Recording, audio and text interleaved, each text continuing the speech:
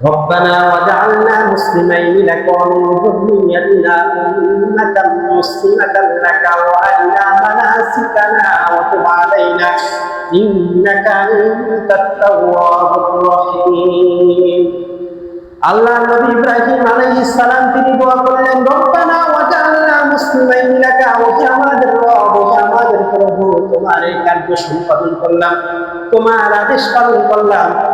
হে রব, তুমি আমাদেরকে তোমার প্রতি আনুগত্যশীল বান্দা হিসেবে কবুল করে নাও। মুসলিমাইন, মুসলিম মানে কি? আত্মসমর্পণকারী। অর্থাৎ আল্লাহ তুমি আমাদের দুজনকে মুসলিমাইন দ্বিবচন ব্যবহার করেছে আল্লাহ সুবহানাহু ওয়া তাআলা। অর্থাৎ ইব্রাহিম নবী এবং ইসমাঈল আলাইহিস সালাম তারা উভয় আল্লাহর কাছে বললেন যে আল্লাহ, এই কাজ করেছি, এর দ্বারা আমাদেরকে তোমার প্রতি আত্মসমর্পণকারী হিসেবে কবুল করে না। দেখে, একটার পর একটা আমাদের এই আয়াতগুলো থেকে শিক্ষা। আমরা আমল করি, কিন্তু এই আমল পর্যন্ত শেষ, কিন্তু এই আমলগুলো আল্লাহর দরবারে কবুল হবে কিনা এই বিষয়গুলো নিয়ে আমরা কখনো ভাবি না। কিন্তু যিনি আল্লাহর নবী, আল্লাহর আদেশে কাজ করলেন, তারপরেও তিনি বললেন কি, রব্বানা ওয়াজআলনা মুসলিমাইন লাক, ওহে আমাদের রব, আমাদের জন্য তোমার পক্ষ থেকে আত্মসমর্পণকারী হিসেবে আমাদেরকে কবুল করে না। এরপরে ইব্রাহিম নবী শুধু তাই বললেন না, তার বংশধরের জন্য আল্লাহর কাছে দোয়া করে গেলেন। আমরা কার বংশধর বলেন? কার বংশধর? ইব্রাহিম নবীর বংশধর। ইব্রাহিম নবীকে আদি পিতা, জাতির পিতা কেন বলা হয়? এটা কোরআনের আয়াত 17 নম্বর পারা 20 নম্বর পৃষ্ঠার সর্বশেষ আয়াতে আল্লাহ সুবহানাহু ওয়া তাআলা বললেন, মিল্লাতা আবিকুম ইব্রাহিম, এই মিল্লাত বা এই জাতির পিতা হচ্ছে ইব্রাহিম নবী। কেন বললেন জানেন? এটা তো আপনারা শুধু শুনেন যে আমাদের জাতির পিতা হচ্ছে ইব্রাহিম আলাইহিস সালামের কারণ আছে। এর কারণটা সংক্ষেপে বলি, সেটা হচ্ছে পৃথিবীতে যত নবী আসছে মাত্র 9 জন নবী। 7 জনের ব্যাপারে কোনো মতভেদ নাই, আর 2 জনের ব্যাপারে কিছু মতভেদ আছে। সেই 2 জন হচ্ছে হযরতে হুদ আলাইহিস সালাম আর জুলফিকর আলাইহিস সালাম। এই 9 জন ব্যক্তিবাদে অন্য যত নবী আল্লাহ সুবহানাহু ওয়া তাআলা পৃথিবীর জমিনে প্রেরণ করেছেন, 1 লক্ষ বা 2,24,000 পয়গম্বর, সমস্ত নবী ইব্রাহিম নবীর বংশধর থেকে আল্লাহ তাআলা প্রেরণ করেছেন। সুবহানাল্লাহ। মাত্র 9 জন নবী বাদে। 9 জন নবী কারা কারা? আসলে এটা বলতে সময় যায়। হযরত আদম আলাইহিস সালাম, ইদ্রিস আলাইহিস সালাম, নূহ আলাইহিস সালাম, হুদ আলাইহিস সালাম, সালেহ আলাইহিস সালাম, লূত আলাইহিস সালাম এবং শুআয়ব আলাইহিস সালাম, আইয়ুব আলাইহিস সালাম এবং জুলফিকার আলাইহিস সালাম। এই 9 জন নবী বাদে যত নবী পৃথিবীতে আসছে, সমস্ত নবীর পূর্বসূরি হচ্ছে ইব্রাহিম আলাইহিস সালাম। এই জন্যই ইব্রাহিম নবীকে আবুল আম্বিয়া বলা হয়, জাতির পিতা বলা হয়। সরাই দিচ্ছে। বুঝতে পারলেন সম্মানিত উপস্থিতি? দেখেন, তাহলে এরপরে সেই ইব্রাহিম নবী কি করলেন? এই জাতির জন্য, তার ঔরসজাত সন্তানদের জন্য তিনি দোয়া করলেন। দেখেন, প্রথমে দোয়া করলেন হচ্ছে আমাদের 2 জনকে মুসলমান বানায় দাও। দ্বিতীয় দোয়া করলেন অমিন যুররিয়াতিনা উম্মাতান মুসলিমাতান লাক, ওহে আমাদের রব, আমার ঔরসজাত, আমার এই জাতি থেকে তুমি এমন একটা দলকে বের করে দাও, যে দল হবে হচ্ছে তোমার প্রতি আত্মসমর্পণকারী। আল্লাহ নবী ইব্রাহিম আলাইহিস সালাম দোয়া করলেন। আর এই দোয়ার কারণেই মুহাম্মদুর রাসূলুল্লাহ সাল্লাল্লাহু আলাইহি ওয়াসাল্লামকে হযরত ইসমাঈল আলাইহিস সালামের বংশধর থেকে আল্লাহ তাআলা প্রেরণ করলেন। দেখেন, তাহলে ইব্রাহিম নবীর ভাষাগুলো কেমন ছিল! সুবহানাল্লাহি ওয়া বিহামদিহি। সম্মানিত উপস্থিতি, দেখেন এই কথার আরো ব্যাখ্যা বিশ্লেষণ ছিল। দেখেন, এবার আসছে হচ্ছে কাবা ঘর নির্মাণ করলেন। এখন কাবা ঘরের আমাদের উপকারিতা কি? ওই যে বললাম যে এই কাবার দ্বারা আমাদের কি হবে? একটা বলেছি হচ্ছে যালিকা ওয়া ইয়াযিম শাআইরাল্লাহ, যে এটা হচ্ছে আল্লাহর নিদর্শন। দেখেন দ্বিতীয় কি হলো, আল্লাহ নবী ইব্রাহিম আলাইহিস সালাম বললেন ওয়ারিনা মানাসিকানা ওয়া তুব আলাইনা ইন্নাকা আনতাত তাওয়াবুর রহিম। ওহে আমাদের রব, এই কাবা তো নির্মাণ করলাম, এই কাবাকে কেন্দ্র করে কিভাবে আমরা ইবাদত করব আমাদেরকে সেই পদ্ধতি দেখিয়ে দাও, পদ্ধতি দেখিয়ে দাও। সম্মানিত উপস্থিতি, এই যে পদ্ধতি দেখিয়ে দাও, এই কথাটা যখন বলল, এবার আল্লাহ সুবহানাহু ওয়া তাআলা তার এই দোয়া কবুল করলেন। এই দোয়া কবুল করলেন। দোয়া কবুল করার পর আল্লাহ সুবহানাহু ওয়া তাআলা কিভাবে এই ঘরকে কেন্দ্র করে ইবাদত করবেন সেই আদেশ ইব্রাহিম নবীর কাছে পাঠিয়ে দিলেন। সূরা হজ 27 এবং 28 নম্বর আয়াত। আল্লাহ সুবহানাহু ওয়া তাআলা ইব্রাহিম নবী যখন দোয়া করলেন, এই দোয়ার পরিবর্তে, এই দোয়ার বিপরীতে আল্লাহ সুবহানাহু ওয়া তাআলা জানিয়ে দিলেন, ওহে ইব্রাহিম, তুমি যে আমার কাছে জানতে চেয়েছো যে কিভাবে আমি এই ঘরের ইবাদত করব, আল্লাহ সুবহানাহু ওয়া তাআলা বললেন যে ওয়াদ্দিন ফিন নাসি বিল হাজ্জি ইয়াতুকা রিজালা ওয়া আলা কুল্লি দামিরিন ইয়াতিনা মিন কুল্লি ফাজ্জিন আমিক। আল্লাহ সুবহানাহু ওয়া তাআলা ইব্রাহিম নবীকে বললেন, ওহে আমার নবী ইব্রাহিম, তুমি ঘোষণা দাও, আযিন, আযান দাও, তুমি ঘোষণা দাও। কি ঘোষণা দেবে? ওয়াদ্দিন ফিন নাসি বিল হাজ্জি ইয়াতুকা রিজালা। ওহে ইব্রাহিম, তুমি মানুষের মাঝে হজের ঘোষণা দিয়ে দাও। কি করো? হজের ঘোষণা দিয়ে দাও। আর যখন তুমি হজের ঘোষণা দিবা, তখন মানুষ কিভাবে আসবে আল্লাহ সুবহানাহু ওয়া তাআলা এটাও বলে দিলেন, ইয়াতুকা রিজালা ওয়া আলা কুল্লি দামিরিন ইয়াতিনা মিন কুল্লি ফাজ্জিন আমিক। আল্লাহ সুবহানাহু ওয়া তাআলা বললেন, ওহে ইব্রাহিম, তোমার এই ঘোষণার পরে সারা পৃথিবীর দিক দিগন্ত থেকে তোমার এই ঘোষণা যারা শুনবে, তারা আমার জন্য, এই হজের জন্য, এই কাবার চত্বরে তারা চলে আসবে। কিভাবে আসবে? আল্লাহ সুবহানাহু ওয়া তাআলা এটাও বললেন, কেউ বা আসবে পদপদে, পায়ে হেঁটে হেঁটে তারা চলে আসবে, কেউ বা ওয়ালা কুল্লি দামির, কেউ বা উটের পিঠে আসবে।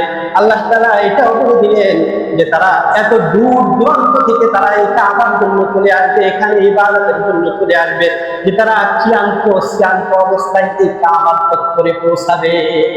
অর্থাৎ আল্লাহ সুবহানাহু ওয়া তাআলা এই যে শেষ মিন কুল্লি ফাজ্জিন আমিক, এই আয়াতের শেষ শব্দগুলো দ্বারা আল্লাহ তাআলা বলে দিলেন যে এমন ভাবে আসবে, এত দূর থেকে আসবে যে এই দূরবর্তী পথগুলো অতিক্রম করতে গিয়ে তারা শ্রান্ত, তারা দীর্ঘ সফরের কারণে তারা রোগগ্রস্ত হয়ে যাবে। তাহলে বোঝা গেল যে এটা কষ্টের ইবাদত, কিন্তু এই কষ্টের ফলটা অতি মিষ্ট, অতি মিষ্ট। সম্মানিত উপস্থিতি, দেখেন এখন ইব্রাহিম নবী বললেন যে আল্লাহ, তুমি যে ঘোষণা দিতে বললে, এই ঘোষণা কাদের সামনে দেব? এখানে তো জনমানব শুনবে, এখানে তো কোনো মানব নাই, মানুষ নাই, তাহলে এই ঘোষণা কিভাবে মানুষ শুনবে? এটা তো স্বাভাবিক প্রশ্ন, কারণ ওখানে কিছুই ছিল না।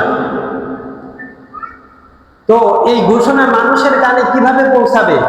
দেখেন আল্লাহ সুবহানাহু ওয়া তাআলা এই ঘোষণা পৌঁছাই দেওয়ার জন্য কি বললেন?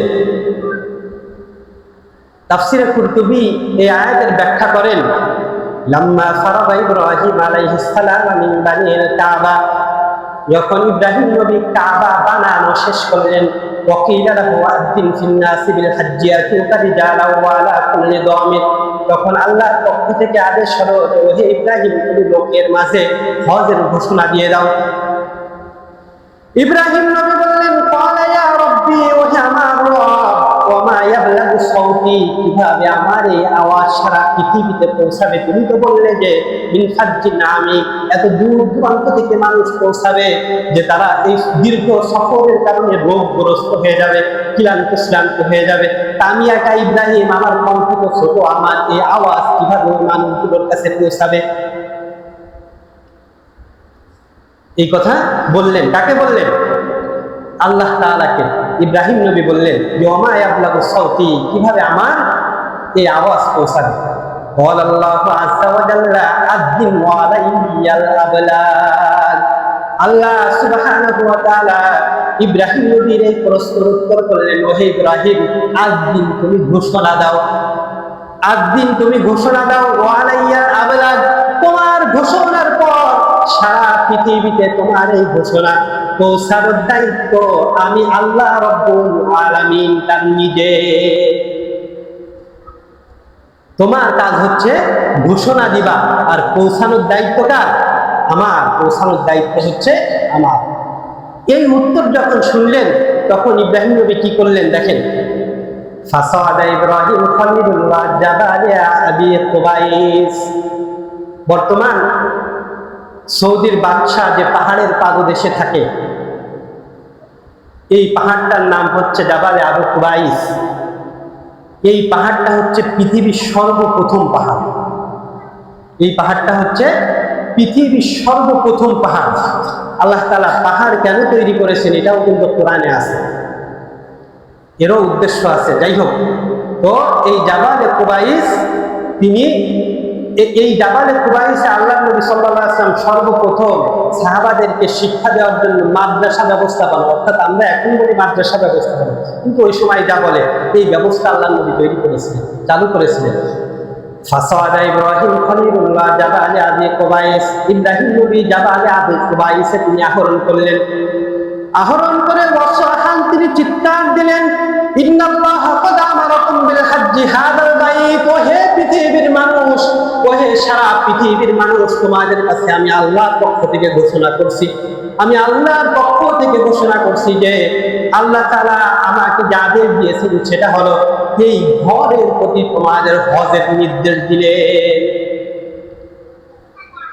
সারা পৃথিবীর মানুষকে ইব্রাহিম নবী জানিয়ে দিলেন আল্লাহ তাআলা আদেশ করেছেন তোমাদেরকে এই ঘরের কি করতে? হজ করতে। এরপরে ইন্নাল্লাহা ক্বাদ আমারাকুম বিল হাজ্জি হাদাল বাইত, এটার কারণ তিনি উল্লেখ করে দিলেন যে ইউসবিতাকুম বিহিল জান্নাহ ওয়া ইউজিরুকুম মিনাল আযাব।